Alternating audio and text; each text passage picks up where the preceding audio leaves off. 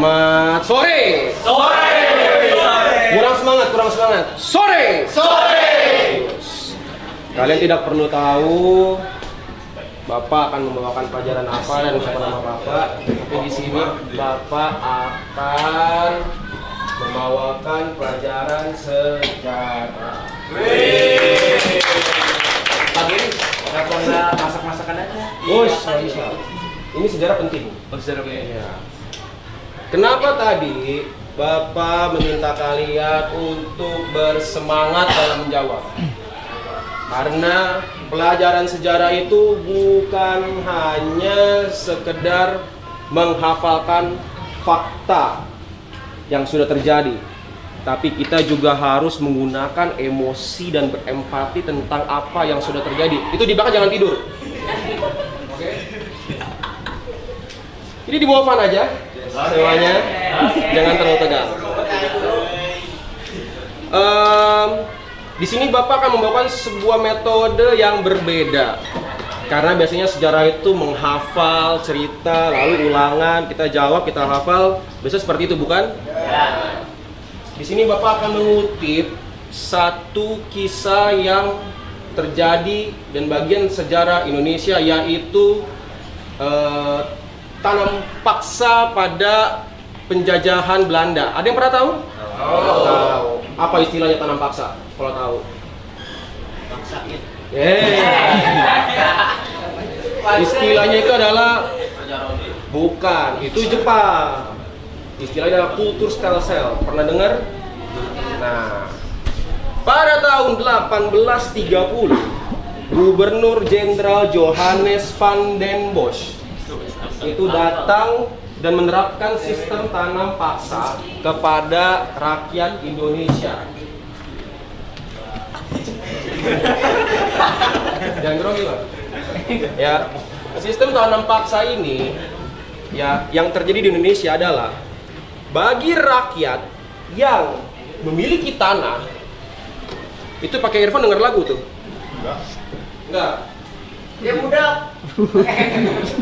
Alat bantu dengar ya. Iya. Parah banget tapi. Oke, balik.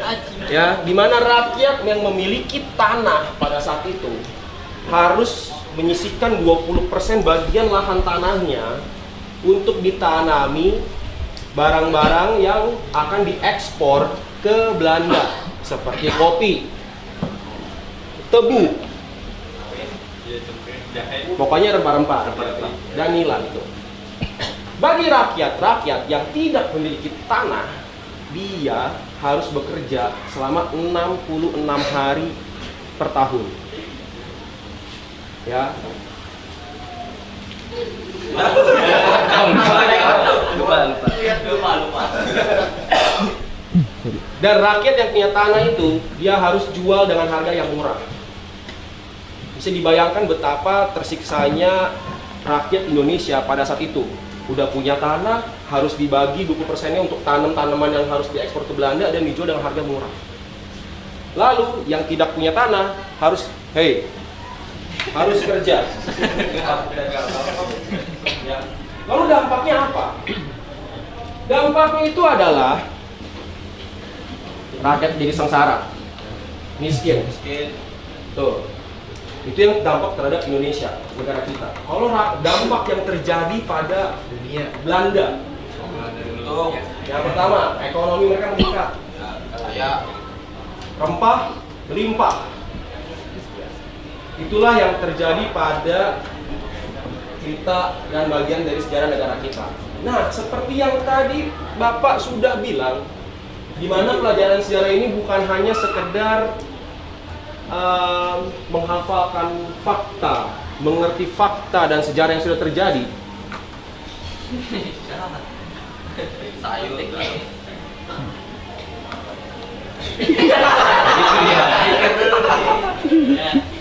Tapi di sini kita melibatkan emosi dan harus belajar untuk berempati dengan sesuatu yang sedang terjadi.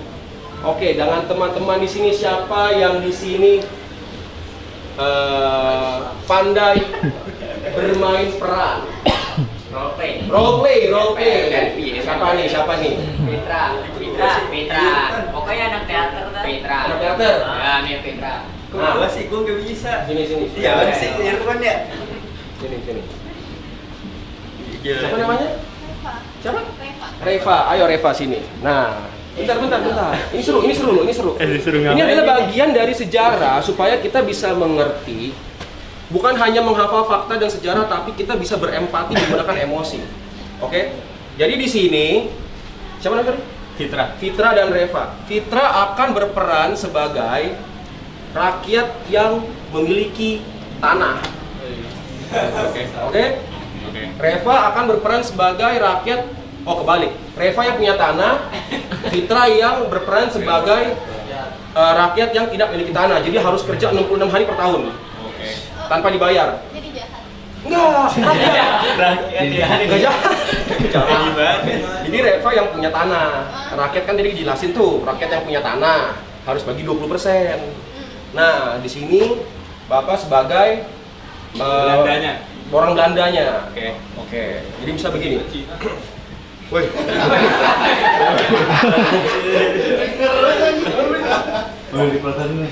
Wasyang. Ini. Udah mau ke? Gini, bahasa gini bahasa. Gimana? Itu bahasa Belanda. Serius? Artinya good morning. Apa good morning? Nah, Good morning. bacanya good morning. Nah, karena lu rakyat, karena kamu rakyat, kamu harus bahasa kayak good morning meni.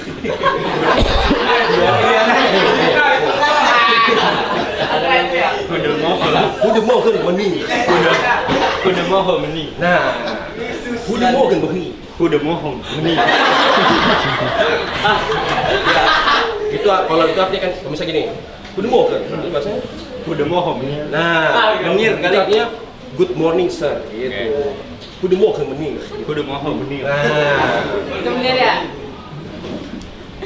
tanah. Gimana? Gak punya. Lu ini bayangin lu jadi rakyat Indonesia pada saat itu. Jadi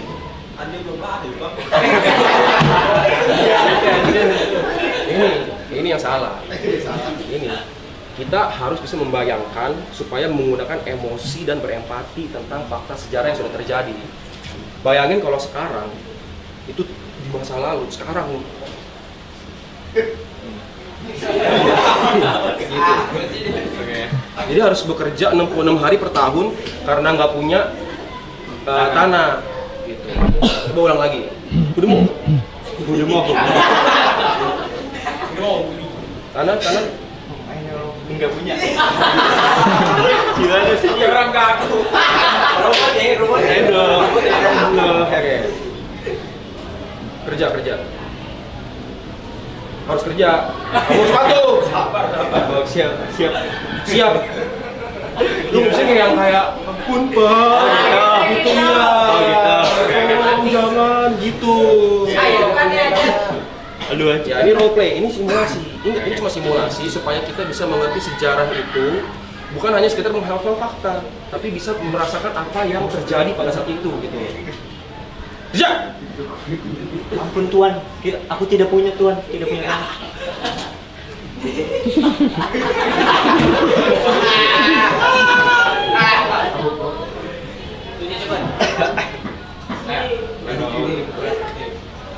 Aku punya tanah Tuan, Kerja. tidak punya tahan. Oke. Buka baju. Jangan Tuan. Hap. Oke, kira-kira gitu. Sekarang karena peran udah selesai, sekarang berperan sebagai suaminya Reva contohnya. Ya. Ceritanya. Ini acaranya. Ini role dia aja. simulasi itu. Ceritanya. Santai Pak. Jangan udah merasa diambil Pak. Udah mau ke? Nice, jago nih. Oke. Bagikan tanah kamu 20% untuk pemerintah Belanda. Tidak bisa. Harus. Tidak bisa.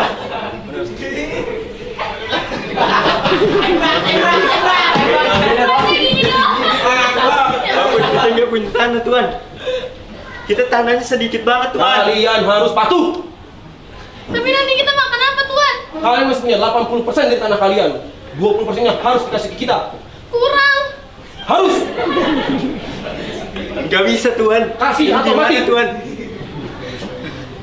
Berlutut, mohon dong. Ya Tuhan ampun Tuhan. Jangan Tuhan.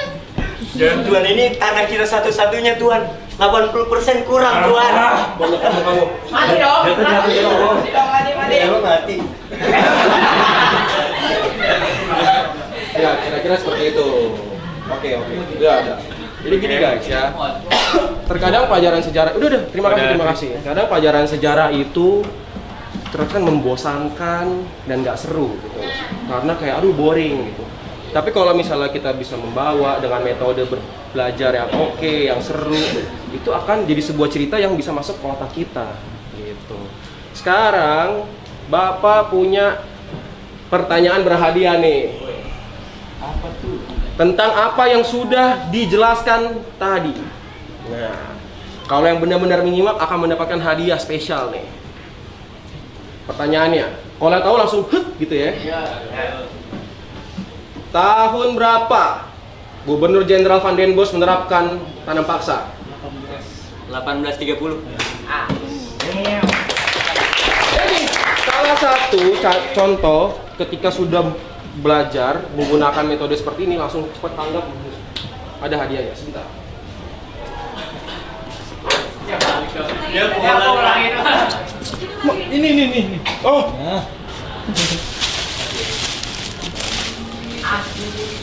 Terima kasih ya. Terima kasih. Dadah.